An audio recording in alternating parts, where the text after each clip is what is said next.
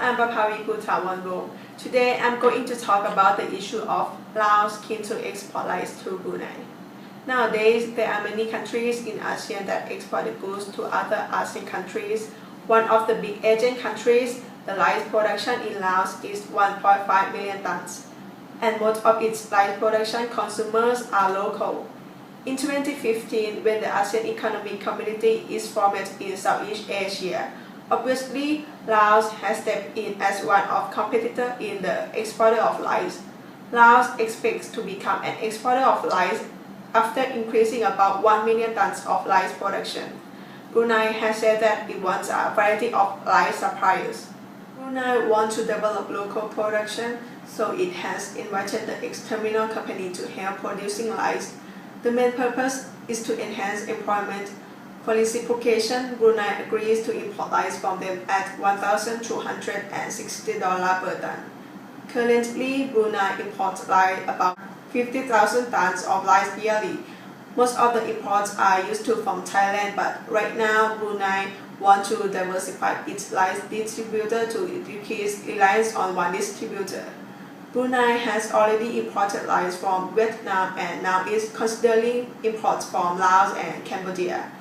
Laos Agricultural Research Center has a new kind of rice which seems to be more durable with fat and chaff. Since Laos aims to be an exporter of rice, it is keen on exporting rice through Brunei.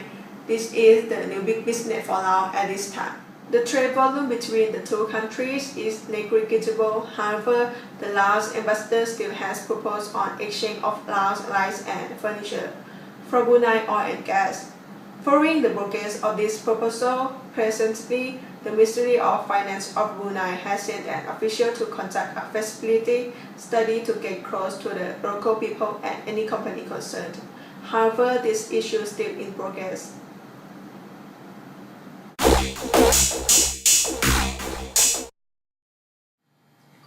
The first question is, do you think that in the future Laos is going to be a formidable competitor in the export of rice or not?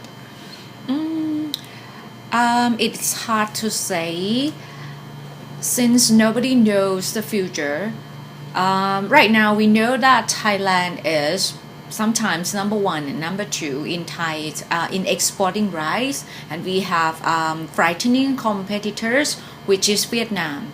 However, there are high possibilities that ASEAN countries might be our competitors, and Laos is one of that.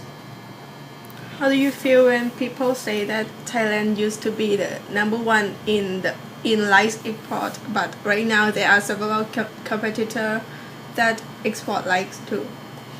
I know that a lot of Thai people would feel sad about that. However, I do feel that although if we are ranked number one, but the profit from selling rice is not very good, I would say that the ranking is not important as the profits of selling rice. Do you think Thailand will be able to maintain status of being number one as rice exporter or not?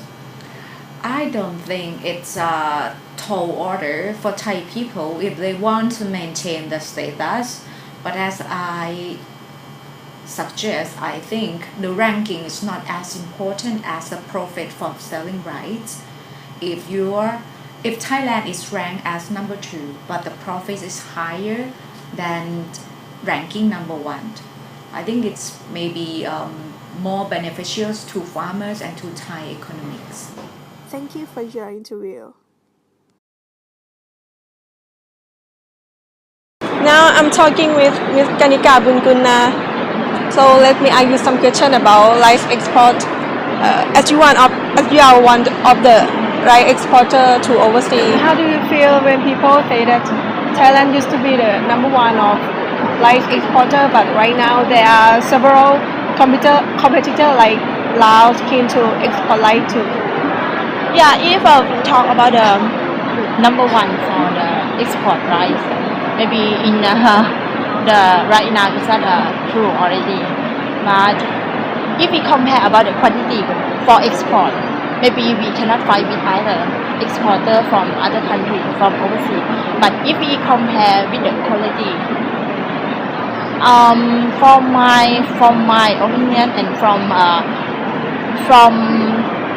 our customer, they give us some result why they choose the Thai rice because of the better quality.